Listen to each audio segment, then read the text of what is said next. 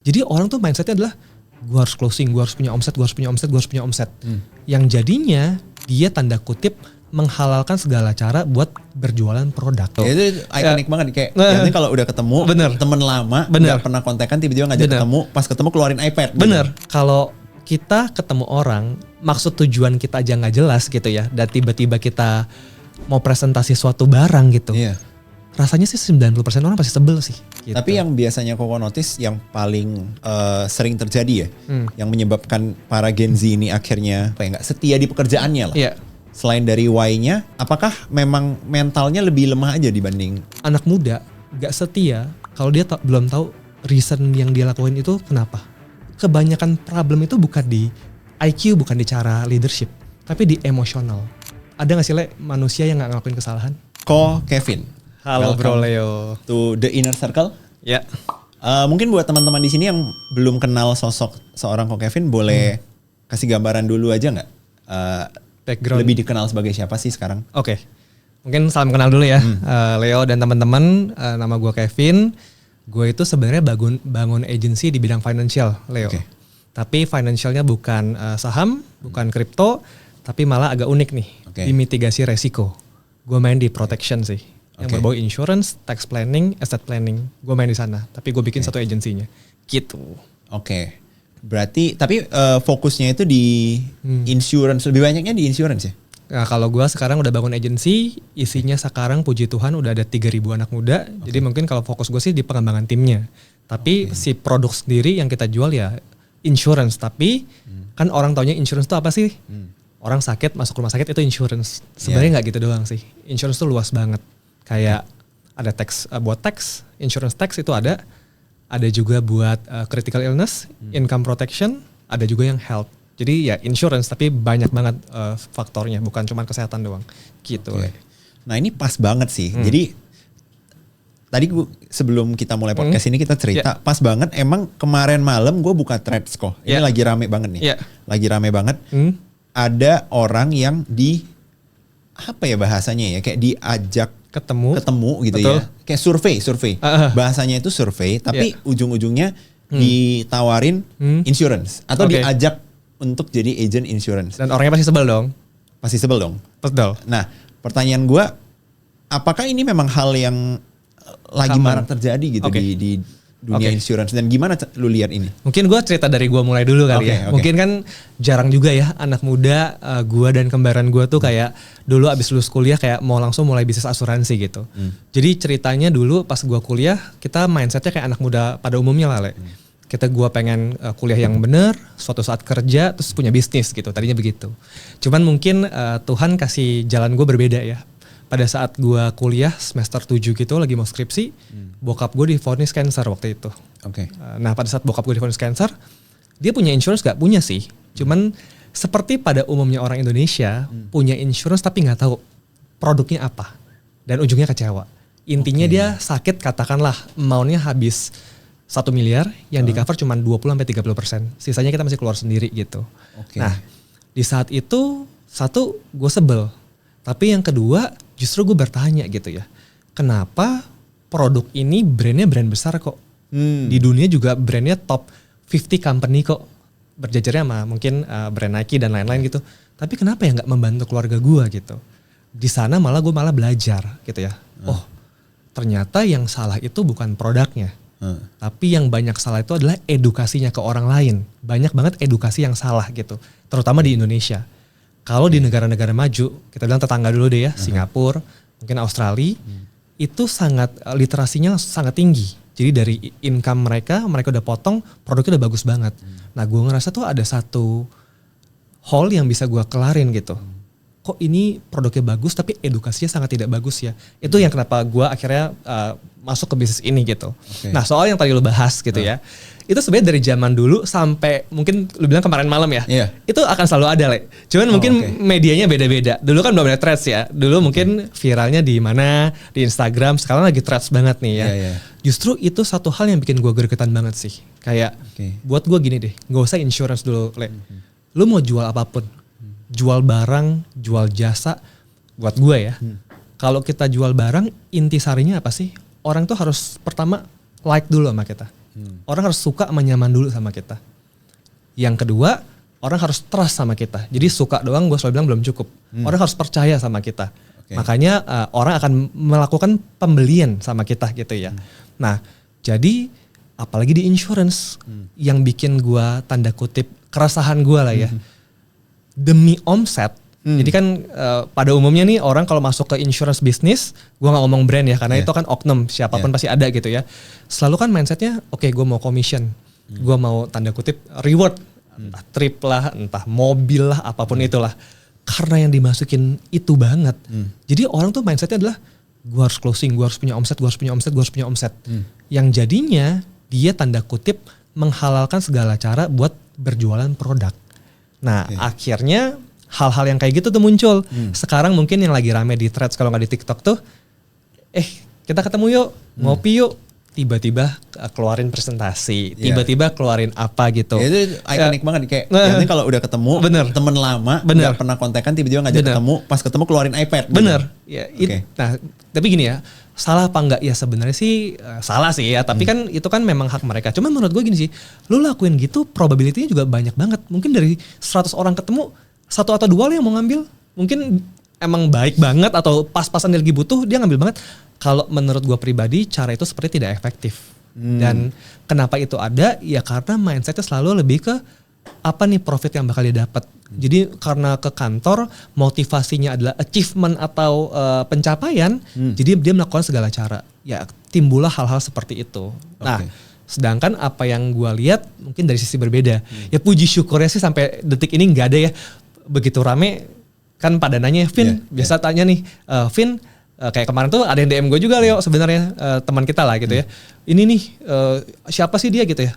Oh gue nggak tahu, cuman kalau gue lihat akhirnya kan dia nama kantornya apa ya, puji syukur bukan dari tim kita sih. Nah so far kalau tim kita ke lapangan orang beda sih feel-nya. Karena gue selalu bilang jualan itu efek sampingnya. Yang pertama tuh edukasi dulu gitu sih Leo. Tapi hal itu mungkin ada ya karena mindset mereka mau profit atau mau untungnya dulu gitu. Nah kalau di gua kan gue tahu beberapa apa ya, gue boleh sebut gimmick gak ya? Gimmick kali ya? Iyalah, lu kan master juga ya di dunia. Tapi kan gue sebagai orang yang melihatnya gitu. Gue anggap itu gimmick. Gimmick dari ngajaknya itu yang pertama ada yang tadi yang viral itu yang gue lihat itu survei. Jadi diajak untuk gue ada market survey nih, lu boleh nggak bantu isi survei gue? Tapi kita ketemuan bla bla bla. Kalau enggak yang kedua itu catch up teman lama gitu. Bener, Yang ketiga, gue pengen ajak lu partneran nih. Yang paling gue sebel gini Le, misalnya orangnya fotografer, diajak ketemunya bilang pengen nanya-nanya tentang fotografi. Wah. Maksudnya salah. Nah itu makin benci lagi tuh orang tuh. Ada yang se ekstrim itu juga? Banyak. Mungkin lu belum lihat semuanya kali, banyak sebenarnya kayak gitu. Wow, itu nyebelin sih. Nyebelin banget. Nah, jadi gini kayak yang pertama dari yang nomor 1 nomor 2 aja ya yang nggak fatal gitu ya. Jadi kalau salah satu edukasi gini sih yang gue bilang, kalau kita ketemu orang maksud tujuan kita aja nggak jelas gitu ya, dan tiba-tiba kita mau presentasi suatu barang gitu, rasanya sih 90% orang pasti sebel sih. Kan tanda kutip berasa dijebak kan. Yang pertama tadi apa, mau market survei. Yang kedua itu adalah mau ngopi atau mau apalah gitu ya. Mau catch up. Tapi kan nggak ada, dia nggak bilang nih maksud tujuannya apa, tapi tiba-tiba melakukan. Sudah pasti orang sebel sih. Persentasenya besar banget untuk orang sebel. Ini salah satu lah ya. Gue mungkin spoil dikit ya. Kalau di tim gue selalu bilang kalau lu memang mau tanda kutip. Nah tapi kalau bedanya kita gini dulu Le. Mungkin gue cerita sedikit ya. Apa akhirnya konsep yang gue bangun di agensi gue. Jadi karena melihat ini, gue kebetulan dapat mentor, konsultannya juga orang Malaysia. Kita discuss lah apa ya yang kita harus bikin beda apa gitu. Yang pertama, kalau di agensi gue itu, gue bilang kalian gak perlu punya klien yang banyak. Biasanya gue selalu bilang pegang 10-20 klien aja. Nah, dengan punya mindset seperti itu, menurut gue nih, tim gue tuh gak jadi hunter, gak jadi pemburu, gak jadi pemburu omset. Itu yang pertama. Yang kedua, satu lagi Leo. Bisnis financial, terutama di kita lah ya, yang paling penting itu kan servicing kan. Bayangin deh kalau orang mindsetnya jualan-jualan, dia nabur, katakanlah bisa crossing jago 80 orang, entah dari trust, dari mana gitu. Terus saat membutuhkan, apakah dia siap untuk service beberapa orang itu. Nah, jadi kalau gue punya tim, kita punya satu, apa ya kita bilang, blueprint gitu ya. Orang masuk, klien lo 10-20 cukup. Ya kita ada satu amount omset cukup gitu. Tapi abis itu kita ekspansi partnership lah. Memang kita mainnya di partnership, ya tanda kutip rekrutmen, nanti kita bayarnya dari overriding aja sama royalty. Tapi duplikasinya gitu. Orang yang nggak terlalu banyak, jadi jualnya juga nggak pakai bumbu, nggak pakai menghalalkan segala cara. Jadi kalau gue selalu mulainya gini, kita mau menawarkan produk, sebenarnya apalagi financial, apalagi insurance. Contoh deh, misalnya kita ngobrol deh Leo ya. Le, ambil dong insurance. Gak bisa banget. Karena lu tahu gak Leo butuhnya apa? Setiap orang tuh gak sama loh. Financial Leo, gua, orang lain tuh beda-beda. Gua sekarang udah nikah, baru punya 1 anak. Ada orang yang anaknya udah mau kuliah. Mungkin ada orang yang belum punya anak. Itu semua levelnya berbeda-beda loh. Ada yang kerja kantoran, ada yang pebisnis. Itu semua levelnya beda-beda. Jadi untuk berjualan produk kita, insurance, kita selalu bilang jangan jualan dulu. Yang pertama harus tahu dulu needs-nya klien tuh apa. Nah jadi kalau yang kita kasih mindset ke tim kita gitu Leo. Klien gak banyak. Yang kedua adalah lu harus tahu dulu, fact finding dulu. Kebutuhan finansial dia apa. Bahkan kalau kita harus tahu ya, tim kita harus tahu kliennya gini, goal finansial dia apa sih? Apa yang dia mau kejar? Dan sekarang yang dia punya apa? Kebutuhan dia apa? Nah dengan seperti itu jadinya kalau kita udah tahu nih, oke, profilnya Bapak A, usia katakan 30 tahun, kerja di bank, baru menikah punya istri gitu. Tapi dia dapat asuransi kantor yang cukup bagus. Nanti kita bisa kasih dia, oh ininya lu udah conteng, udah oke. Tapi ada satu sisi nih, kalau suatu saat begini, lu kayaknya butuh ini deh. Ada juga yang mungkin buat dana pensiun, ada buat apa. Kurang lebih kayak gitu lah. Kita fact finding dulu, baru kita bisa kasih produk yang tepat. Dan kalau kita udah jelasin, soal dia ngambil nggak ngambil, itu udah keputusan dia. Gambarnya gitu sih Leo. Kurang lebih. Nah, boleh di-share nggak kok? Itu kan tadi yang gue tahu nih. Iya. Ternyata masih banyak nih yang gue nggak tahu. Betul. Kayak contoh tadi ngajak, itu parah sih. Kayak mau proyekan, mau jasanya, tiba-tiba gitu. Tapi tiba-tiba malah dia pula yang nawarin something ya. Betul. Ada lagi nggak yang lain-lain selain dari survei, terus catch up, terus yang paling parah itu? Yang paling bikin orang sebel sih yang itu ya. Jadi misalnya katakan Leo lah, FYP spesialis gitu. Terus ada orang bilang, Leo gue mau belajar dong, atau gue mau atau apalah pakai jasa lu buat bantu gue dong di sosmed atau apa gitu. Tiba-tiba dia datang, dia presentasi tentang produk dia gitu. Oh beda ya kalau misalnya lu duluan yang nanya, lu di insurance ya lu jelasin dong, itu wajar, boleh dong, masa nggak boleh. Tapi kalau tiba-tiba dia bilangnya mau tujuannya A, tiba-tiba dia lakukan presentasi B, ya menurut gue tuh nggak banget sih. Ada yang lain lagi nggak yang se-ekstrim? Misalnya nih kayak gue pura-pura mau pakai jasa lu, terus tapi malah gue yang nawarin gitu. Gue berharap nggak ada sih, tapi sayangnya mungkin akan ada sih yang seperti itu. Akan ada selalu sih kalau kita lihat ya. Tapi gue sekarang maksudnya kita berbagai fase kita udah lewatin, maksudnya yang kayak gitu ya pasti akan ada oknum kayak gitu ya, kita nggak mau jadi seperti itu aja Leo. Gitu. Tapi pasti ada yang seperti itu. Nah, gue juga setuju banget sama yang tadi Koko cerita ya. Yang mending fokus di 20 klien lah, 20 klien gitu ya. Tapi kita yakin kalau kita akan bisa maintain. Betul. Dan ngasih service ke 10-20 orang ini ya. Betul. Karena dulu itu gue pernah ada satu case itu gini. Jadi ini cerita pribadi. Boleh dong, gue pengen cerita pribadi. Juga. Jadi dulu gue pas zaman kuliah, teman-teman gue itu banyak yang into this. Oh, di kerjaan lah, di bisnis lah gitu ya. Nah, pada saat itu karena kebetulan gue kuliahnya di luar juga, jadi gue kayak tahu-taunya itu tiap kali gue balik doang dan denger pas lo catch up ke teman-teman lo. Bener. Nah, terus yang gue notice itu adalah gini.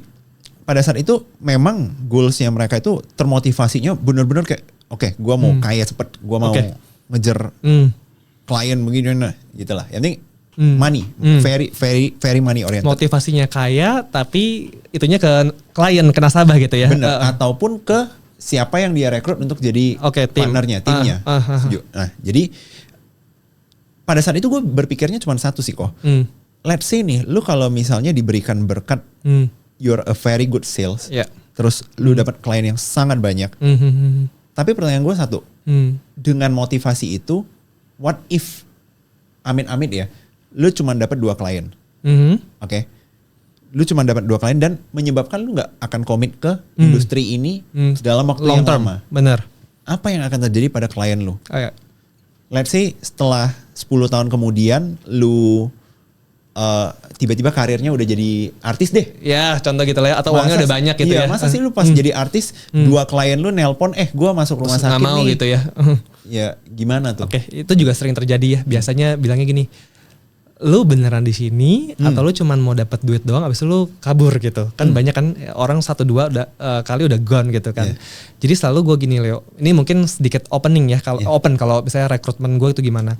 Jadi kita kok itu dulu deh, deklarasi dulu deh. Ingin untuk kaya tuh nggak salah. Oke. Ingin untuk kaya, ingin untuk berhasil di bisnis tuh nggak salah. Yang salah adalah ketika dia utamanya ingin kaya gitu. Jadi ketika kita open rekrutmen ke agensi gue, yang kita mesti jelasin adalah misinya dulu apa, value-nya dulu apa. Gini, kalau value kita ke bisnis nomor 1 untuk kaya, itu udah salah total buat gue ya Leo ya. Karena hati lu udah bukan ketemu klien, udah pikirnya bukan gini nih. Yang kita ajarin sih gini, ketika lu ketemu klien, gue selalu membayangkan gue di posisi klien tersebut. Apa yang gue butuhin. Kalau kita mindsetnya udah pengen kaya kan, gue mesti ngomongin apa ya supaya dia bisa closing ke gue. Bahkan yang terjadi yang bikin kesel nomor 2 lagi nih, tadi mungkin belum kesebut. Leo pernah dengar gak? Kalau di daerah mungkin banyak. Produknya dijanjiin. Lu 10 tahun investasi lu bakal berkembang segini ya. Nah tiba-tiba gak terjadi itu juga banyak Leo. Jadi dia presentasi, nih tante nanti uang 10 tahun kemudian jadi segini uang tante. Itu apa istilahnya? Sebenarnya itu kan dimainin di equity, di stocks lah, di saham. Cuman menurut gue gak, tujuannya ngambil insurance sebenarnya bukan untuk itu. Kan dia ada potong fee insurance-nya. Nah, jadi kenapa dia lakuin itu? Supaya nasabah cepat beli aja. Supaya klien cepat beli aja. Klien mungkin mikirnya gini, oh gue nabung, gue dapat duit, lumayan ya, udah gue ambil aja deh mana anak nih. Padahal sebenarnya insurance tidak sama dengan investasi. Bisa naik, tapi rasanya nggak mungkin naik yang berkali-kali lipat karena kan ada fee buat insurance-nya gitu. Setuju. Dan itu bahasa yang sering dipakai para oknum ini gak sih kayak lu nabung aja di gua. Lucunya mungkin 3 tahun yang lalu trennya itu yang bikin orang marah. Nah yang sekarang yang lebih ke tadi tuh yang jebak market itu deh, survei itu tuh. Nah sekarang lebih trennya kayak ini nih. Iya gue ingat banget kayak 3 tahun yang lalu orang itu sebel bangetnya itu karena insurance-nya itu ditawarkan dengan ceritanya itu lu nabung di gua, nanti returnnya udah pasti sekian, tapi lu juga dapet coverage insurance-nya sebagai bonus gitu. Orang nangkepnya gitu. Insurance dibalut investment. Jual insurance tapi dibalutnya investasi. Nah orang beli karena investasi. At the end of the day, begitu 5 tahun 10 tahun kemudian hasilnya nggak pas, kecewa lagi. Nah, oke kita balik ke pertanyaan Leo tadi. Jadi kalau kan gue melihat hal itu, termasuk kejadian di bokap gue juga loh sebenarnya. Dan mertua gue juga pernah kena gitu ya. Banyak banget orang Indonesia yang punya produk tapi tidak sesuai yang dia butuhkan. Tapi satu sisi dulu Leo, itu justru poin yang gue sama kembaran gue lihat. Artinya ada celah di sini buat kita masuk. Artinya ada satu peluang buat kita beresin ini gitu. Jadi kalau kita rekrut, pertama yang gue mau adalah misi orang itu apa dulu. Kayak kalau belum apa-apa udah mau duitnya, kita harus fair lah, nggak bisa gitu. Lu harus tanda kutip mau ngerti dulu tentang financial tuh seperti apa. Kebutuhan orang tuh apa.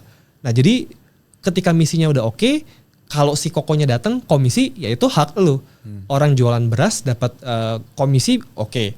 Orang jual misalnya meja dapat komisi oke. Tapi itu nomor 2-nya. Nomor 1-nya harus itu dulu, misinya dulu gitu ya. Nah, kan tadi kan gue bilang setiap orang punya 10-20 klien. Jadi efeknya adalah gini. Dengan kayak gitu karena gak usah cari nasabah banyak-banyak. Biasanya itu gini Leo. Kalau tahun pertama atau 3 bulan pertama si agent-agent itu nggak kayak gitu karena masih ada ring satunya, ada mama papanya, ada om tantenya, ada teman dekatnya, bisa mereka bantu. Mulai begitu saat bulan keempat, kelima atau tahun kedua, aduh keluarga gue udah habis nih, gue mesti nawarin ke orang lain, makanya kan dia nyari nih, woi gue ketemu di sini nih, gue boleh nggak kita market survei atau apa supaya dia bisa itu ngambil. Nah kalau gue justru gini, kita punya 10-20 klien. Lu jelasin sebagaimana lu harus jelasin dengan value yang benar. Andai kata deh meskipun jarang. Orang itu udah full from A to Z udah bagus banget. Ya udah gak usah ambil. Cukup. Wah om keren banget. Jarang orang seperti om. Udah punya lengkap dari A sampai Z. Udah kita gak usah tawarin apa-apa lagi. Itu harus bikin seperti itu loh. Nah tapi setelah dia kita bilangnya promote ke business partner ya. Kita tugasnya apa? Kalau aku ngarahin rekrutmen tapi juga jangan banyak-banyak. 3 orang yang berkualitas tapi untuk kering satu mereka beresin lagi financialnya mereka. Jadi yang gue arahin seperti itu. Jadi gue mau patahin sistem yang kurang benar dengan seperti itu. Orang yang nggak banyak, tapi edukasinya benar, tapi kita duplikasi. Jadi kalau kayak gitu kan pelan-pelan kan orang itu kan, oke, gua rekrut A, keluarganya oke. Dia nanti rekrut B, keluarganya oke. Jadi yang kita mau value-nya seperti itu sih. Itu yang mau kita bahas. Dan buat gua, value nomor 1, efeknya. Kalau misalnya dia jadi berkat buat banyak keluarga, terus rezeki datang ke dia, ya gak apa-apa menurut gue. Itu haknya dia, haknya gue juga. Ketika contoh, mungkin gue sekarang punya 3.000 tim under gue. Omset kita 2 tahun lalu nyentuh 100 miliar pertama kita. Tapi kalau so far sih, amit-amit ya gitu ya, belum ada kan testimoni yang gak bagus gitu ya. Jadi itu gak salah gitu Leo gitu. Menurut gue gitu sih. Misi dulu. Ini menarik banget sih, 3.000 orang itu bukan angka yang sedikit sih kok. Boleh dijelasin nggak? Gimana proses dari yang cuman berdua berkembang sampai 3.000 orang ini, dan kayak proses membangunnya itu boleh di-share nggak suka dukanya? Pasti kan ada naik turunnya juga. Jadi pertama gue tuh berdua ya sama kembaran gue. Kita kan masuk ke bisnis ini karena keresahan kita yang tadi tuh. Gue ketemu mentor gue ngomong gitu ya. Menurut kamu harusnya produk ini oke apa nggak oke? Gue bilang setelah gue mengalami bokap gue harusnya oke. Tapi paradigma orang Indonesia terutama seusia kamu, dia bilang anak-anak muda begini apa begini? Oh gue bilang beginilah. Dia justru bilang Kevin, Devin di situ ada peluang. Waktu itu gue start believe sama dia. Gue mulai 2015 bulan November, kita hitung 2016 aja lah ya, itu udah Q4 soalnya. Setelah gue masuk, gue belajar dulu mungkin 3-6 bulan pertama. Habis itu kita bikin agency dan terus grow orangnya gitu ya. Puji syukur sampai hari ini 3.000-an orang lah ada di tim kita gitu. Nah yang menurut gue kenapa membedakan gue sama Devin. Jadi yang pertama adalah value tadi dulu. Gue bawa value dulu. Gue masuk bisnis asuransi, value gue benar Leo. Gue masuk industri ini, apa yang gue mau sampaikan benar. Kalau apa yang gue mau sampaikan benar, gue bisa duplikasi ke tim gue nantinya. Nah yang kedua, kalau kita bilang sekarang tentang proses rekrutmen anak-anak muda gitu ya. Kan banyak banget nih orang-orang bilang di luar sana, aduh Gen Z mentalnya tempe, maunya instan, gak kuat kayak millennials. Mungkin gua malu millennials, enggak lu Gen Z juga ya? Luar biasa. Tapi Gen Z awal. Ujung, ya beda tuh sama yang Gen Z akhir tuh beda. Udah masih horoskop dan lain-lain ya. Oke, tapi kan sekarang kita ada Gen Z, ada milenial kan, mayoritas di sini usia-usianya gitu ya. Nah, jadi kalau kita rekrutmen adalah pertama kita tanya dulu tujuan dia, purpose dia buat kerja tuh apa? Purpose dia melakukan ini tuh apa? Gua melihat gini, anak muda gak setia kalau dia belum tahu reason yang dia lakuin itu kenapa, why-nya kenapa dia lakuin itu. Tapi sekali anak muda tahu reason dia melakukan itu, kan banyak sekarang bilioner muda tuh dari anak-anak muda kan. Justru menurut gue Gen Z, anak-anak muda, milenial itulah yang bisa mengubah dunia sekarang. Begitu dia tahu tujuannya dia apa. Satu value, yang kedua tujuan dia. Contoh gitu ya, misalnya tujuan gue, kita pasti gak bohong lah. Ada keluarga kita dulu, keluarga sendiri dulu. Suatu saat gue pengen lah, gue menjadi laki-laki yang bisa jadi dampak baik buat keluarga gue. Tapi keluarga gue doang gak cukup. Suatu saat gue pengen jadi dampak baik buat banyak orang juga. Nah itu bisa lewat through bisnis kita, maupun bisa ketika kita financial kita udah oke, kita bisa tanda kutip berbagi lah ya. Nah jadi dua hal itu dulu Leo. Value sama purpose. Itu menjadi kriteria rekrutmen kita. Kalau itu udah oke, dia masuk. Setelahnya kan adalah product knowledge. How to-nya. Bagaimana caranya dia bisa tadilah berjualan produk, rekrutmen tim. Nah kalau yang purpose-nya orang gak kuat, tujuannya gak kuat, ya itulah dia oke, dia gabung, terus ngalamin tantangan dong. Every business pasti ada tantangan. Cabut. Retentionnya banyak. Keluar masuk. Ini pindah ke sini, pindah ke situ. Nah kalau orang sudah kuat apa yang dia mau tuju, ada tantangan apapun, harusnya dia tetap bertahan karena tujuannya dia tahu apa yang dia mau tuju. Gitu. Tapi yang biasanya Koko notice yang paling sering terjadi ya, yang menyebabkan para Gen Z ini akhirnya nggak setia di pekerjaannya lah. Selain dari why-nya, apakah memang mentalnya lebih lemah aja dibanding? Kita nggak bisa pungkiri Leo. Kebetulan gue milenial ya. Gue tuh ada di dua fase. Dulu gue tuh masih kecil, belum ada era internet Leo. Gue nggak tahu lu pernah ngalamin gak ya. Gue mau buka satu gambar aja, internet tuh masih mahal banget. Entah gue mesti ke warnet yang waktu itu masih jarang, atau gue mesti ke rumah teman gue yang tanda kutip lumayan tajir yang dia ada internet. Sekarang mau pesen makan, ada ojek online. Mau tanya sesuatu, dulu era kita ya masih sebelum Google ada lagi tuh satu kotak yang kita bisa tanya tapi jawabannya nggak jelas sebenarnya ya. Apa tuh? Ada Alphalink atau apa gitu, itu ada satu. Sekarang anak muda sekarang mau nanya apapun ada ChatGPT. Kalau yang nggak member gratis pula. Jadi otomatis otak anak muda zaman sekarang pasti lebih instan maunya, pasti lebih nggak mau proses. Dulu saat gue mau pindah tempat kalau mau naik ojek, gue masih at least jalan dulu ke Pangkalan panas-panasan, panggil baru jalan. Sekarang handphone, makan apa, udah pasti anak muda mau lebih instan. Nah tapi banyak orang kan ngelihatnya dari sisi negatifnya ya, mau instan berarti mau cepet gitu ya. Tapi gimana kalau kita pikirnya dari dua hal yang berbeda? Justru karena dia mau instan, artinya kan dia mau simplify apa yang dia lakukan. Artinya kan dia mau mempersimpel, kalau bisa begini ya begini, kenapa harus lo ribetin? Justru itu yang gue lihat. Tapi yang tadi baliknya, orang mau instan bukan berarti dia nggak loyal sebenarnya. Kalau tujuan dia kuat, value dia benar. Nah kalau value nggak benar gini, value nggak benar, dia ngelakuin cara yang salah, kena marah orang, dia juga ngedown kan. Tapi kalau value-nya benar, ada sih mungkin 1-2 oknum juga yang calon klien rese atau apa, tapi nggak apa-apa. Yang penting value udah benar, tujuan dia kuat. Instan nggak instan menurut gue itu nggak masalah sih, karena dia tuh berarti udah kuat dengan apa yang dia punya gitu.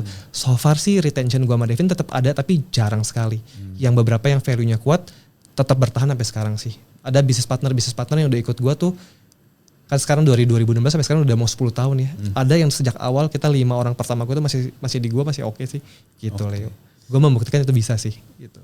Dan mungkin karena Gen Z sekarang itu punya apa ya, terekspos dengan banyak opsi kali ya kok. Betul. Jadi kayak dia merasa gue lagi ngerjain ini, tapi di saat yang sama dia melihat simpelnya deh, gue ambil di case gue ya, misalnya orang baru mau coba konten atau affiliate selama 2 bulan. Dia coba.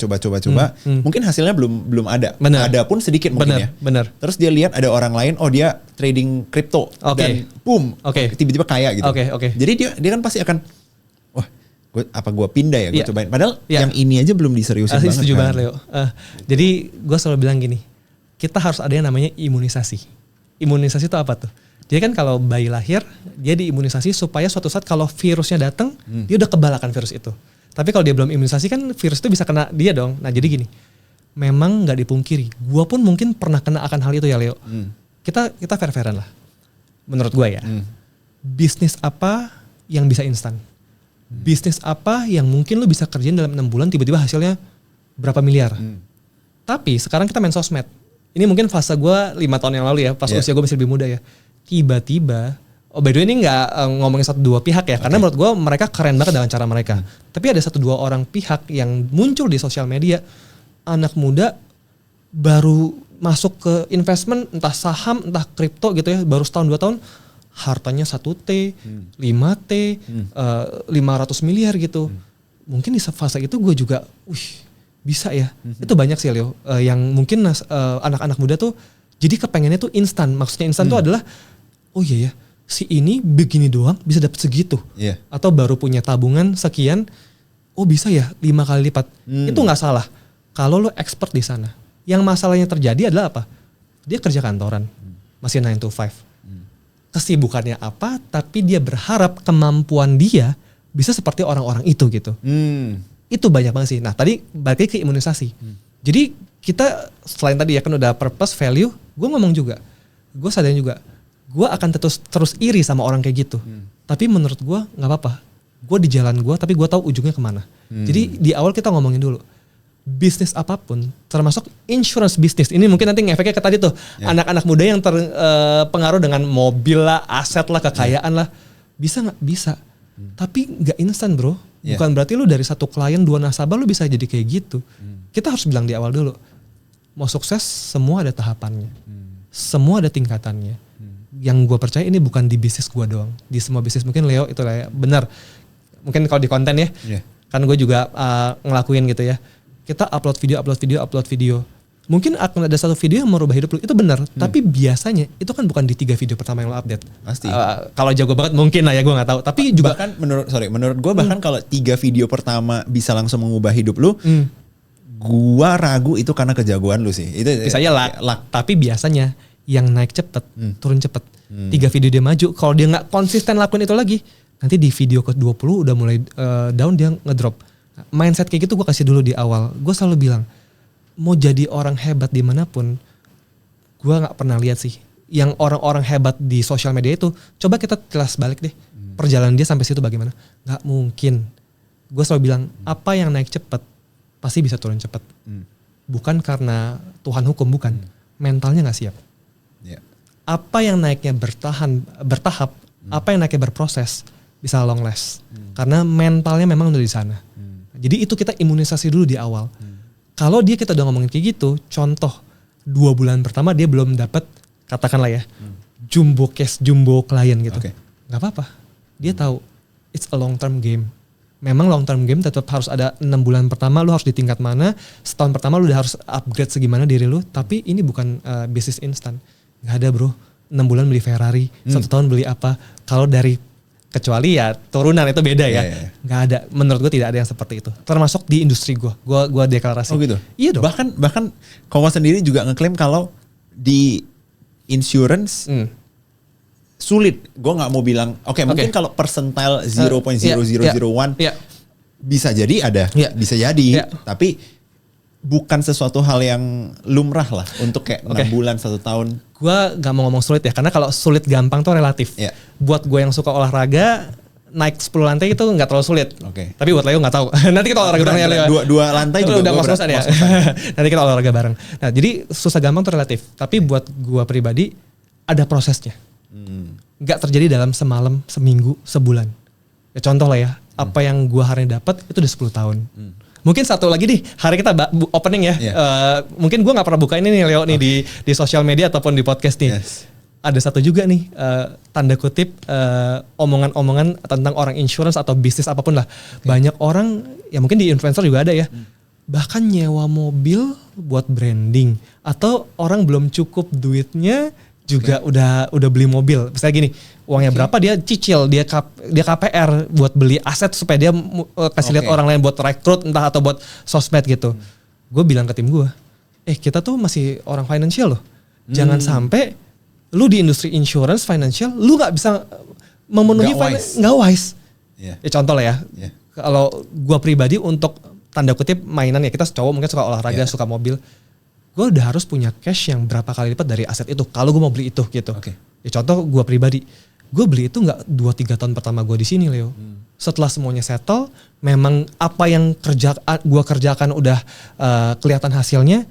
Orang mungkin lihatnya sekarang ya, tapi kan 3 tahun pertama nyokap gue tuh marahin gue sama kembaran gue tuh bukan karena main, karena apa? Karena gue gak ada waktu buat keluarga. Dulu gue tuh kerja bisa dari Senin sampai Sabtu, Minggu, itu kan kita kerja terus gitu kan. Sampai akhirnya gue rasa gue udah layak, memang gue beli itu ada kemampuan, dan gue suka, gue bukan untuk tanda kutip sosial media atau apa ya, itu silahkan gitu. Tapi gak akan pernah ada lah gitu, orang yang baru itu tiba-tiba dia memaksakan itu, ujung-ujungnya dia yang kena juga gitu. Wah, gue pernah dengar cerita ini sih kok. Jadi seru ya bahas ini ya. Seru. Karena gue pernah dengar cerita, ini balik lagi oknum ya. Jadi kebetulan teman gue, dia itu kayak dipaksa sama leadernya ceritanya untuk nyicil mobil Eropa, ya. Oke, BMW seri 3 lah ya, standar. BMW ya. BMW seri 3 tuh kayak menjadi satu itu ya titik fase harus punya itu gitu ya kalau orang-orang. Gue jadi nangkepnya BMW seri 3, insurance agent. Mohon maaf nih, tapi gue nangkepnya jadi gitu. Untung bukan itu yang gue beli ya. Untung bukan itu ya. Nah, dan gue sebagai teman ya, gue tahu dia itu belum ready untuk itu. Oh berarti yang gue ceritain bener, ada di teman-teman lingkungan lu juga ya Leo ya? Ada. Jadi gue tahu dia belum ready untuk itu. Cuman dia bilang gini, ya gue gak bisa membenarkan itu juga ya. Cuman dia bilang ke gue gini, kalau gue beli ini, chances gue untuk mendapatkan yang lebih lagi, itu bakal meningkat. Nah cuman menurut gue, kalau terjadi. Kalau enggak kan lu udah terikat ke komitmen finansial yang gak wise ini selama berapa tahun ke depan kan. By the way gini, ya kita sih hormatin lah ya, semua orang punya caranya asal halal gitu ya. Kita nggak usah, tapi kan POV kita boleh dong gitu ya. Buat gue gini sih, gue agree kok, bahkan bukan di insurance bisnis doang, di bisnis apapun contoh, dia sales mungkin penampilan dia harus lebih rapi, apa yang dia perlihatkan harus ada apa ya, kita ngomong Hotman Paris lah contoh ya, dia kan lawyer, dia harus pakai jas yang agak ngejreng, itu wajar lah, memang ada kebutuhan itu. Cuman yang gue nggak mau gini, kalau sampai memaksakan, belum financial lu belum cukup, tapi lu sampai pinjam atau cicil yang sampai mepet banget atau yang akhirnya minta ke orang tua, itu nggak wise sih. Jadi kalau menurut gue gini, kalau emang kemampuan lu udah ada, lu mau pakai itu buat branding, gue nggak ada masalah. Beberapa bisnis memang butuh itu. Tapi yang salah adalah ketika lu belum siap sampai sana, lu memaksakan hal itu. Dan sampai kedengeran ke orang-orang, seperti mungkin Leo juga. Itu kan tanda kutip bikin industri kita jelek lagi. Ya, tapi buat gue, every business pasti ada oknum sih. Jadi ya santai aja. Cuman kalau gue pribadi tidak membenarkan itu. Gitu. Tapi ada kok yang sampai se-ekstrim kayak nyewa gitu. Masih kalau KPR kan masih oke, KPR bagus asalnya dipaksain. KPR as in gini loh, gue mikir ya udahlah, yang penting lu masih bisa bayar cicilannya sekalipun mepet, ya lu mampu lah. Tapi kalau yang misalnya nyewa atau nyewa sih mungkin di industri gue nggak ada ya. Tapi yang ini baru terjadi sebenarnya. Jadi singkat cerita, ada orang yang pernah direkrut sama grup lain, terus akhirnya dia convert, dia join di tim gue gitu. Terus gue nanya, gimana pengalaman lu pernah ngapain aja? Oh saya pernah kerja di sini, direkrut dengan cara itu. Gue menyayangkan aja sih. Dia waktu itu jadinya kecewa juga gitu. Intinya masih ada orang yang kayak harusnya dia belum punya kemampuan untuk sampai sana. Tapi dia dipaksa untuk beli itu untuk tanda kutip mau mendapatkan leads. Ya, menurut gue kurang tepat. Kalau lu emang udah mampu, ya ini nanti ada hitungannya lagi ya, kayak berapa persen income lu, biaya hidup pokok lu udah cukup. Tapi memang beda-beda sih Leo. Contoh gini, dia sandwich generation, dia bukan sandwich generation. Memang kita gak bisa patokin pakai angka juga. Kalau memang orang tuanya mandiri, dianya mandiri, tapi kan tetap juga dia harus ada spare dong. Gak mungkin contoh kita pakai angka lah ya. Income lu 20 juta. Lu cicil mobil 16 juta. Ya menurut gue lu gak wise. Tapi kalau income lu katakan 50 juta, lu memang kebutuhan keluarga lu cukup, orang tua lu udah oke, lu cicil mobil 12-13 juta, menurut gue itu fair. Itu hak dia, dan buat bisnis itu menurut gue oke kok gitu. Yang gak oke ketika dipaksain lah. Seperti nah ini karena lu juga di finance ya kok. Mungkin supaya teman-teman di sini bisa juga lebih wise dalam spending finansialnya mereka gitu. Let's say mereka mau beli sesuatu yang dalam tanda kutip luxurious gitu. Luxurious. Kayak bukan diperlukan banget gitu. Tapi untuk hobi, untuk mainan aja, wise-nya itu gimana sih cara ngitungnya kalau versi lu? Jadi financial itu gini ya, setiap orang kan financialnya beda-beda. Faktornya banyak banget. Tadilah usia, dia udah berkeluarga atau belum. Dia udah punya orang tua mesti ditanggung apa enggak gitu. Itu kan banyak banget faktor. Tapi buat gue gini sih, yang pertama kita belajar dari COVID juga gitu ya. Gue gak mau bahas pakai ilmu yang ribet-ribet banget karena itu kan butuh satu sesi dan rasanya banyak deh. Menurut gue yang simple justru orang bisa nangkap gitu ya. Jadi buat gue dari COVID kita belajar, orang harus punya dana darurat dulu ya.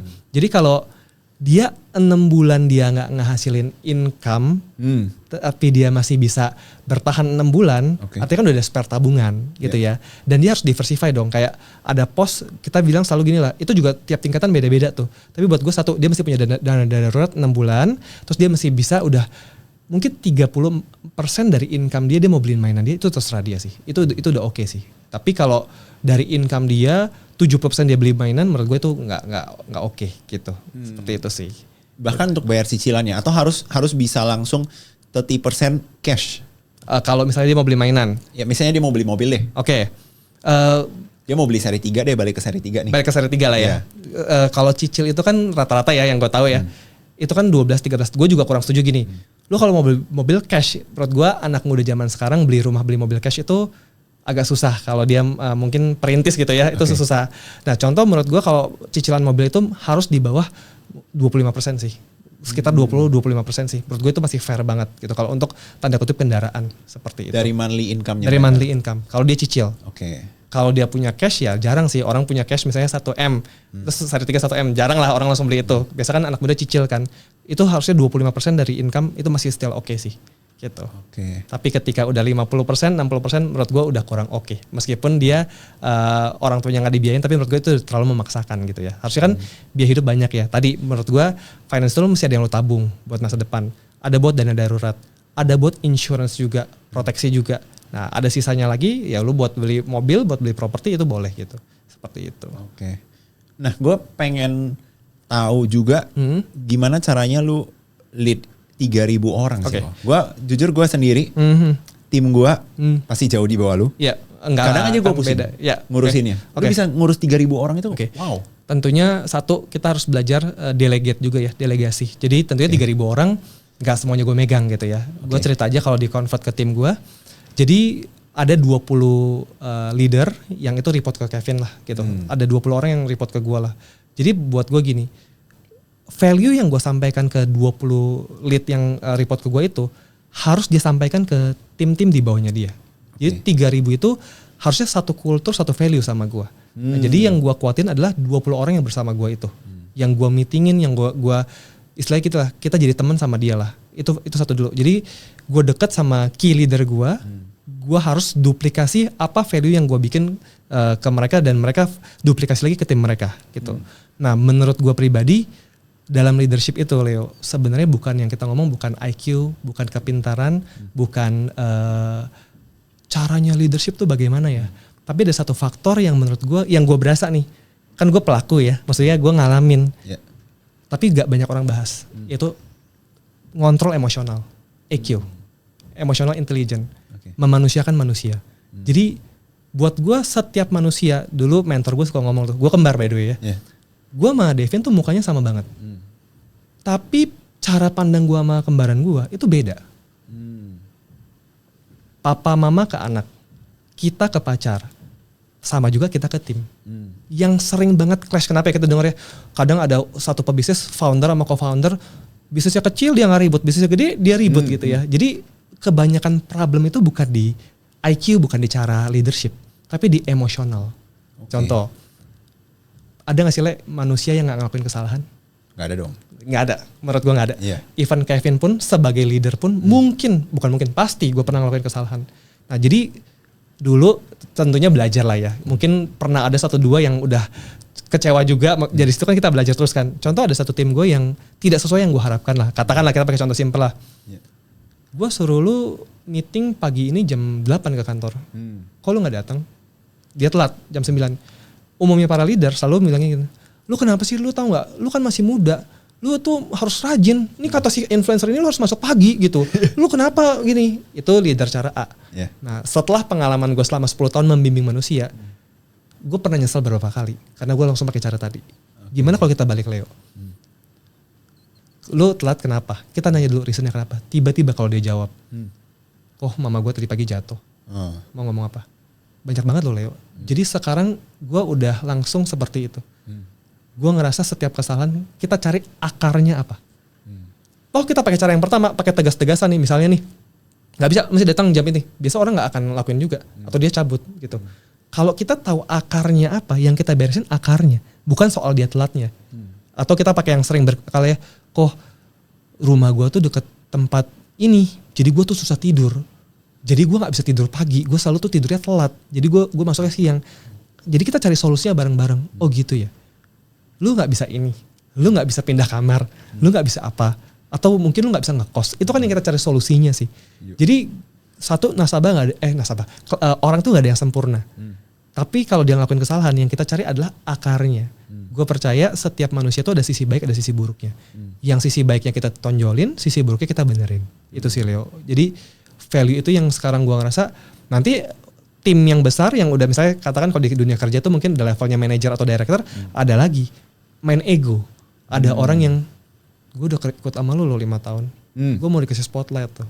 Nah hal itu kan gue selalu pakai kacamata di dia sih, kayak oh gitu ya, boleh deh kita diskusi deh. Jadi gue selalu adalah tekniknya kita ngobrol secara teman aja. Begitu gue tahu akarnya, gue beresin akarnya, biasa sih udah oke gitu. Saat ngobrol sebagai teman tapi tanpa kehilangan ketegasan kita sebagai seorang leader gitu. Ada nggak hal-hal yang mungkin maksudnya boleh di specify nggak hal-hal yang lu sesali kok. Yang lu lakukan mungkin di awal ketika masih belajar lah. Kita kan semua belajar gitu. Ketika masih belajar dan sekarang mungkin kalau dilihat balik, wah gua kalau bisa gue jangan sampai melakukan kesalahan ini. Dan gue pengen orang-orang lain, lu jangan lakukan kesalahan ini. Mungkin gue coba ada 3 poin ya. Yang pertama, dulu saat gue mulai bisnis tentunya seperti anak muda pada umumnya, meskipun gue mulai dengan value, pasti ada juga semuanya tentang gue. Apa yang gue mau buat gue. Nah itu gue juga ngerasa efeknya kurang baik. Gue percaya ketika kita mau bertumbuh dengan bikin orang lain bertumbuh, itu kita bertumbuh bakal lebih pesat gitu. Jadi kalau gue boleh ulang di awal adalah gue pengen mindset gue adalah gue harus bikin orang lain senang untuk gue juga bisa senang. Gue harus bikin orang lain lebih maju untuk gue lebih maju. Contoh, gue majuin tim gue. Terus dia misalnya mau ada satu hal yang dia lakuin di luar gue gitu. Ya udah, artinya bikin dia lebih berkembang. Katakan seperti itu.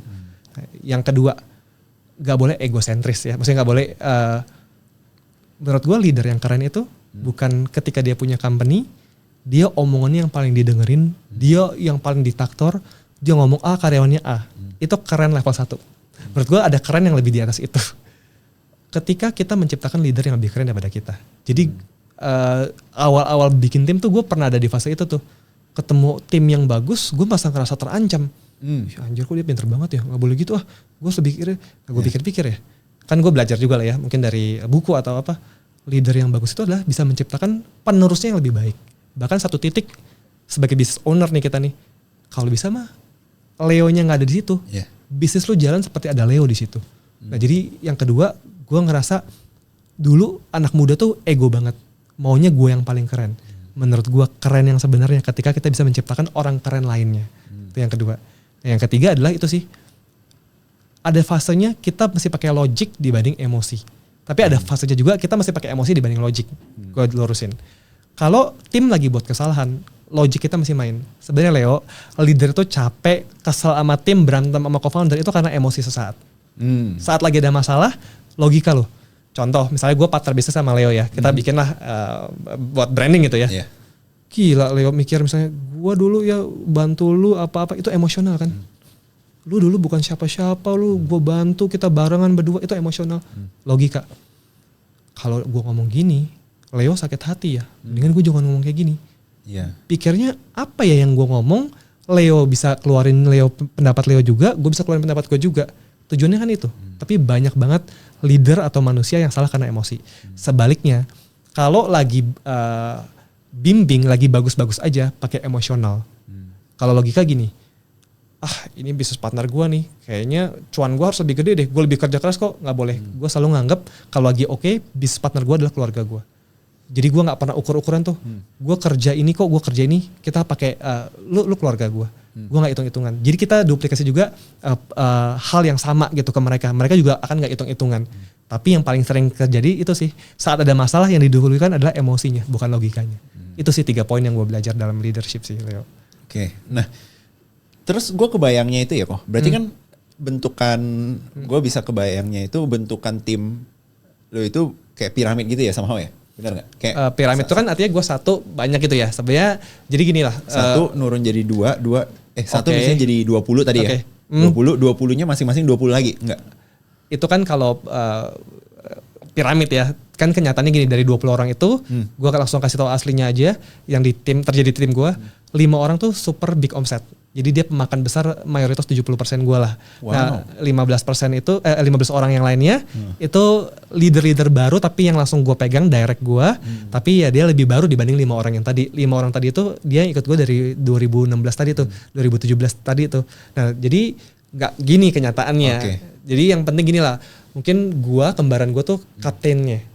Nah tapi ini adalah bisa dibilang key leader. Gue bisa bilangnya adalah orang kunci gue itu 20 orang, tapi nggak begini, bisa jadi ada yang sini gemuk, ada yang sini nggak kurus, tapi yang gue mau adalah kulturnya kebangun, value-nya kebangun, duplikasinya lancar. Nah dari 20 orang ini benar, di bawah sini makin banyak, dari sini makin banyak, kurang lebih seperti itulah, tapi porsinya beda-beda, nggak semua orang sama. Nah pertanyaan gue, bagaimana Koko bisa menjaga supaya satu culture, dua message yang disampaikan dari atas itu sama gitu sampai ke bawah, karena kan kadang misalnya kita nyampein ke yang di bawah kita, ternyata udah jadi, misalnya kita bilang A, sampai ke bawah udah jadi AB, turun lagi udah jadi ABC, gitu loh. Ini menarik banget Leo. Ini based on pengalaman Kevin ya. Mungkin banyak yang expert juga di dunia leadership. Gue pernah belajar sama mentor gue, sistemnya lu punya karyawan puluhan ribu, ratusan ribu, itu sama kayak di rumah sebenarnya. Sebenarnya bokap nyokap kita itu value-nya adalah turun dari kakek nenek kita. Lucu lah ya, misalnya ada kita Chinese gitu ya, ada satu hal-hal yang dipercayai biasa turun menurun tuh, sampai mungkin akhirnya semoga generasi selanjutnya yang jelek gak diambil, yang bagus dikuatin gitu. Jadi gue kan punya key leader gue gitu ya. Nah jadi gue bilang ke key leader gue, dia juga harus punya orang kepercayaannya dia juga harus punya orang yang jadi temennya dia. Buat gue gini, gue dengan key leader gue harus spend waktu. Spend waktu tuh pasti ada di waktu kerjaan dong, di meeting, di kantor gitu ya. Tapi di luar itu gue juga harus kenal sama dia. Kita juga berteman, kita juga makan bareng. Nah, gue mau kakek ke anak gitu ya. Nah, anak itu pasti kan nularinnya ke cucunya kan. Kan begitu terus kan. Jadi gue deket sama key leader gue. Gue harapin setiap tim punya key leadernya masing-masing juga. Gitu, punya key leadernya masing-masing juga. Jadi yang gue duplikasi itu. Biasanya gue masih terjun ke direct gue langsung sama orang kedua gue. Jadi key leader gue punya key leader, gue masih mau ketemu, masih bisa ketemu. Kalau langsung sama ke semua tim 3.000, gue bilang sama Devin sehari ketemu 3 aja nggak tuntas semua. Kan 360 hari ya. Masih 10 tahun baru bisa ketemu semua. Tapi gue tuh selalu duplikasinya seperti itu. Gue pegang orang langsung gue masih sedikit main ke orang generasi kedua gue. Mereka juga duplikasi seperti itu. Sama kayak value yang diberikan dari kakek ke anak, nanti ke cucunya lagi gitu sih. Itu value-nya harus keduplikasi seperti itu. Cara taunya gimana? Setiap itu spend waktu sama mereka. Kalau lu cuma sama key leader, lu pasti punya waktu. Dan mereka punya waktu buat spend sama key leadernya mereka. Itu yang gue lakuin Leo. Seperti itu. Berarti lu lumayan tipe yang mau spend time dan kenal dengan apa ya, kayak tim subordinates-nya lu gitu ya. Banyak juga yang ngomong kayak lu. Berarti lu orangnya tipe yang mau terjun gitu ya. Leo, kalau lu bisa lihat, tapi ini banyak ngomong ya. Basicnya gue sama kembaran gue tuh orang yang sangat introvert sebenarnya. Kita lebih suka gak ketemu orang. Kan yang ngebedain introvert sama extrovert itu adalah lu saat lu ketemu orang energi lu habis apa enggak itu kan. Sebenarnya gue tuh tipe yang ketika ketemu orang energi gue habis. Tapi buat gue as a leader, gak ada cara lain untuk lu kenal tim lu. Gak ada cara lain untuk lu punya hubungan sama tim lu. Kecuali lu spend waktu sama dia. Tapi banyak juga yang bilang ini kok. Apalagi kita sama-sama Medan dan Cindo ya. Bener, kita Medanis dan Cindo. Ada satu kayak apa ya, orang-orang tua itu selalu bilang gitu. Lu jangan terlalu deket deh sama tim lu jangan terlalu deket deh sama staff lu. Ntar makin dia suka-sukanya dia gitu loh. Jadi gimana? Buat gue gini. Ya deket juga bukan kita tidur bareng lah ya. Maksudnya bukan satu rumah gitu, enggak kan. Maksudnya kan spend waktu main gitu. Jadi buat gue gini, yang tadi gue udah singgung, lu deket sama tim lu boleh, lu spend waktu sama tim lu boleh. Ini yang gue ingetin juga ke key leader dan semua leader di tim gue. Tapi lu mesti tetap ada value dan ketegasan lu sebagai seorang leader. Contoh, misalnya gue punya tim, karena gue main bareng sama dia, deket dong. Terus di depan tim lain dia bisa bilang gini, "Woi bro, Kevin, ini lu atau apa lu gitu." Gue udah pasti tegur. Gak bisa loh. Kenapa Leo? Leadership itu adalah tentang hukum karma menurut gue. Ketika dia melakukan seperti itu ke gue, sudah pasti otomatis timnya lihat gak? Timnya lihat juga. Jadi buat gue tetap ada batasan, tetap ada value. Misalnya contoh apalagi yang 15 itu ya, yang orang-orang itu ya, ketika main sama gue, pasti dia ada satu respect lah ke Kevin sebagai leadernya. Tapi gue nunjukin juga, gue ngobrol sama lu, gue pengen gali apa sih strength lu, apa sih weakness lu, kita makan bareng, kita mungkin ngopi bareng, mainnya situ, tapi tetap ada satu borderline yang kita nggak boleh lepas sih. Juga jangan sampai lu sebagai leader karena lu deket, lu nggak direspect sama tim lu, itu gue nggak bisa juga gitu. Jadi kayak ada satu batasan-batasan lah yang nggak boleh lah, bercandaannya, kadang bercandaan juga yang sampai kelewat batas itu udah nggak boleh. Nah ada sih beberapa yang bukan di gue, biasa mungkin kalau Kevin udah lumayan punya tim, orang udah tahu gitu ya. Kan ada tuh leader baru yang dia punya tim, di depan gue bercandain begitu. Nah gue bilang, percaya deh, dari bercandaan saat ada problem, dia gak akan respect sama lo kalau lu biarin hal itu. Jadi lu spend waktu dengan batasan. Itu jawabannya Leo. Gitu. Wah ini menarik banget sih. Nah gue juga sebenarnya pengen singgung dikit juga selain dari leadership ya kok. Gue pengen banget bahas kenapa sih di Indo kalau kita ngomongin asuransi itu kayak apa ya, kayak negatif gitu. Ya. Leo kuliah di mana? Di luar negeri? Di KL. OKL ya, adik gue di Aussie kan. Jadi luar negeri kan banyak negara maju, kita kan emerging ya, negara berkembang kan. Kalau gue keluar negeri ya, dulu pernah ada rekannya bokap nyokap gue, dia orang Jepang, dia mau nikah, yang ditanya mertuanya apa? Asuransi menantunya berapa? Ini bukan karena orang tuanya kerja di insurance ya, tapi orang biasa normal, dia justru nanya itu. Artinya kan pendidikannya kan, edukasinya kan, memang harus kita akuin Leo, Indonesia itu negara berkembang, literasi terhadap financialnya itu memang nggak sebagus negara maju ya. Contoh, gue sering cerita juga, saham kripto itu sebenarnya 5 tahun terakhir lah baru lumayan masuk ke anak-anak muda. Meskipun belum banyak ya, mungkin kalau kita ke daerah yang lebih kecil mungkin belum banyak yang main juga. Kan kalau kita baca persentasenya kalau nggak salah masih di bawah 7% atau berapa gitu ya. Tapi kan semenjak COVID orang makin sadar gitu ya, mungkin makin ada handphone gitu. Sekarang mungkin saham dan kripto tuh udah bukan dianggap scam, itu mungkin dianggap investment gitu ya. Nah menurut gua insurance literasinya juga sama. Mungkin edukasinya, literasi finansialnya masih kurang sampai ke negara maju. Tapi buat gua Indonesia kan negara berkembang, kiblatnya pasti ke negara maju. Pelan-pelan pasti ke arah sana. Gua mulai 2016 ya. Dulu kalau gua cerita tentang produk gua, orang masih mikir, apaan tuh insurance? Bahkan brand di balik gue, brand apa tuh? 5 tahun terakhir semenjak COVID apalagi, ini bagus sih. Nah sekarang di Indonesia menurut gue gini, gue tahu itu penting. Cuman harus ambil sekarang gak ya? Atau kok banyak oknum ya? Mungkin Leo juga gitu kali ya. Tahu kok bagus kok. Vin tapi kayaknya gue perlu sekarang apa nanti aja ya pas gue udah lebih berkeluarga, anak gue udah gede. Lebih kayak gitu. Gue yakin 5 tahun ke depan mungkin akan beda lagi. Mungkin orang udah sadar tentang ini. Jadi memang literasi keuangan kita beda. Nah tapi yang kedua itu juga sih yang tadi kita bahas di awal ya. Banyak oknum yang caranya gak bener, jadinya efeknya pertumbuhannya gak cepat gitu. Nah semoga lah, bukan Kevin Devin sih sebenarnya, tapi gue berharap banyak di berbagai brand manapun, tim siapapun, ada orang yang dengan value yang kuat, kalau dia bisa menyampaikan dengan benar, gue berharap pelan-pelan kita akan ngelihat suatu saat mungkin ini paradigmanya bagus terhadap produk ini. Itu sih semoga ke depannya gitu. Nah, buat teman-teman di sini yang misalnya mereka lagi consider mungkin mau ngambil insurance, mereka tahu ini dia perlu nih dan dia butuh nih. Gimana caranya mereka bisa akhirnya memastikan ya ketemu sama yang nawarin dan bertanggung jawab. Ini untuk gua seluruh programnya yang itu. biasa gue bilang ke circle gue juga, misalnya ke teman gue, buat gue gini, misalnya Leo nih mau ngambil insurance, gak harus ke tim gue juga gak apa-apa, kan bisa aja lu punya teman lain dong. Menurut gue gini sih, yang pertama kalau brandnya brand yang udah kita kenal, harusnya brand itu tujuannya baik lah ya, jarang kan brand tujuannya jahat tuh, harusnya enggak. Tapi yang paling penting adalah tenaga pemasaran yang lu lihat. Yang pertama value, yang kedua gini, kalau kita sih ngarahin gini sih, kalau lu udah memang di sini udah setahun 2 tahun, biasa gue lihat dia full heart full time nggak, dia di kerjaan ini yang tipe kal yang tadi gue buat dapat komisi buat sampingan, atau memang dia give their heart di sini gitu. Itu beda banget Leo. Jadi yang paling penting adalah orang yang bisa maintain lu sampai nantinya gitu. Karena menurut gue insurance itu satu, itu kan kayak lu ngambil satu barang bukan kayak beli mobil ya. Beli mobil lu 5 tahun mungkin lu ganti mobil lagi gitu. Bisa jadi insurance ini lu pakai sampai lu pensiun loh. Bisa jadi ini suatu saat lu pakai buat anak lu loh. Jadi mesti yang full heart yang bisa ngebantu lu, bisa service lu sampai nanti gitu.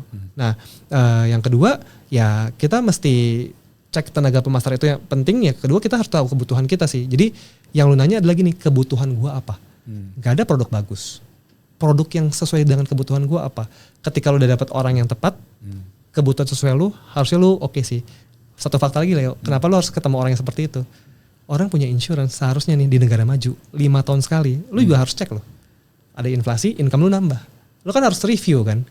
Masih cukup gak nih? Contoh, 5 tahun yang lalu limit 2M tuh gede. Sekarang kalau kita ke Singapura itu langsung habis kayaknya. Dulu VIP masih 1,2 juta kamar, tapi sekarang mungkin udah 2 jutaan. Jadi sebenarnya per 5 tahun kita mesti review. Gue mesti nambah apa gak usah nambah ya. Jadi penting banget ketemu tenaga pemasar yang memang jalan bareng lu sampai masa depan gitu. Itu juga yang kenapa tim gue kliennya gak banyak, karena menurut gue itu harus kita kan komit kan sampai ke depannya kan gitu. Terlepas nanti suatu saat contoh kayak dia udah punya PA, udah punya apa, tapi hati dia tetap masih ada. Dia mesti tahu nih nasabah dia kebutuhannya apa. gitu sih. Kalau orang mau itu, yang penting di personnya sih. Nah yang kedua baru kebutuhannya apa. Nggak ada produk bagus, yang ada produk yang sesuai kebutuhan lu apa gitu. Match gak nih? Berarti intinya gimana dia nyari si orangnya ini, agentnya ini yang memang bisa klop sama dia dan setia mungkin ya. Orang Indonesia kan timur ya. Iya. Banyak banget orang tuh beli karena nggak enak. Oh, lu temen gue, lu temennya anaknya temen gue, udahlah gue ambil sama lo aja. Itu biasa kecewa di situ. Oh gitu? Iya dong. Misalnya lu lah ya, saya punya nyokap punya temen anaknya jadi orang insurance, terus nawarin kalau dia beli karena nggak enak, biasa dia kecewanya karena itu. Nah tapi kan kalau dia mungkin gue di refer sama orang, tapi kita tahulah dia full heart, dia kerjain ini sepenuh hati, kadang juga ada full time. Jadi ini bisa, kalau gue pribadi kan, contoh gue ya Leo ya, nyokap gue di industri ini, gue di industri ini, adik gue juga di industri ini. Jadi udah kayak turun-menurun ke kita gitu. Itu value yang kita bawa gitu. Ya kita juga ada tim admin lah ya. Gue juga gak bisa pastiin dong, amit-amit ada sesuatu terjadi sama gue kan ada admin juga yang bantu kan. Jadi itu kan komitmen kita untuk service nasabah kan. Jadi kita mesti lihat itunya sih gitu. Paham. Jadi berarti malah seberapa deket hubungan secara personalnya itu bukan poin utama, kriteria utama. Bukan. Tapi checklistnya itu nih orang seberapa komit sih sama pekerjaan ini gitu. Betul. Kayak let's say, oke, dia udah di industri ini lebih dari 8 tahun. Ya. Berarti kita udah bisa yakin lah dia komit. Terus seluruh keluarganya juga mainnya di industri ini. Ya itu nilai plus lah ya. Nilai plus lagi gitu kan.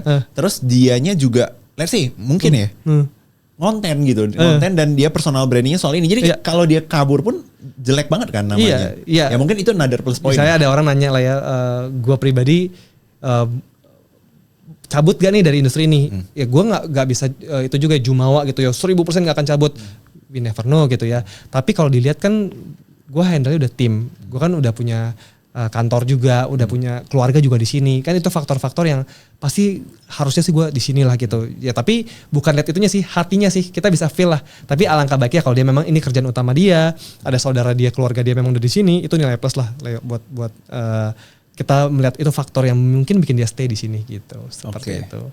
Terakhir nih kok, misalnya buat teman-teman di sini supaya mereka terhindar dari kekecewaan dengan produk insurance ini ya. Boleh kasih beberapa checklist nggak yang kayak mereka, gue tinggal tik, maka chances gue kecewa jadi makin kecil. Kita jabarin ya tadi ya supaya nggak kena yang oknum-oknum yang pertama tadi dan nggak kecewa ambil produk gitu ya. Mungkin yang pertama gini sih, setiap ada yang mau ketemu gitu ya, tanya yang jelas aja.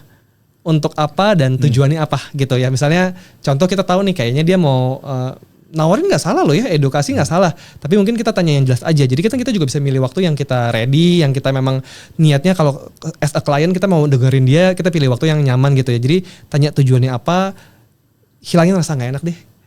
Karena banyak orang tuh kecewa karena dia awalnya nggak enak, begitu ketemu tidak sesuai diharapkan. Jadi yang pertama langsung tanya aja tujuannya apa. Kalau mau cerita itu, misalnya mau edukasi, mau reviewin apa produk apa, silahkan gitu ya. Nah yang kedua, kalau beli produk mungkin nggak akan ngerti detail, tapi harus juga tahu rangkuman summary-nya apa harus tahu gitu. Jadi jangan kita beli kucing dalam karung juga. Kita harus tahu juga gitu. Apa sih yang kita beli, suruh dia rangkum aja biar kita pegang. Kadang kalau kita lupa kita buka, kita ada catatannya gitu. Nah yang ketiga yang paling penting, pilihlah orangnya. Lihatlah orangnya. Kadang mungkin gak harus deket, kadang mungkin gak harus saudara gitu.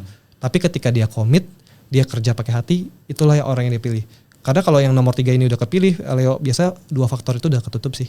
Rasanya orang yang punya hati gak mungkin jual ngasal, gak mungkin jual demi keuntungan dia, dan gak mungkin kabur juga. Dan gak mungkin jual produk yang salah. Mungkin satu lagi, insurance dengan investment adalah 2 hal yang berbeda. Jangan kecelek di situ lagi. Mungkin itu dari gue, Leo. Wow, keren banget. Jadi teman-teman di sini yang mungkin consider untuk mau ngambil produk insurance gitu kan, itu bisa pakai beberapa poin tadi jadi checklist ke depannya untuk memastikan chances kalian kecewa itu makin kecil. Oke. Thank you banget buat teman-teman yang udah nonton podcast ini sampai akhir. Pastikan udah subscribe The Inner Circle untuk nonton podcast-podcast lain dengan tamu sekeren Ko Kevin. See you on the next podcast. Thank you guys.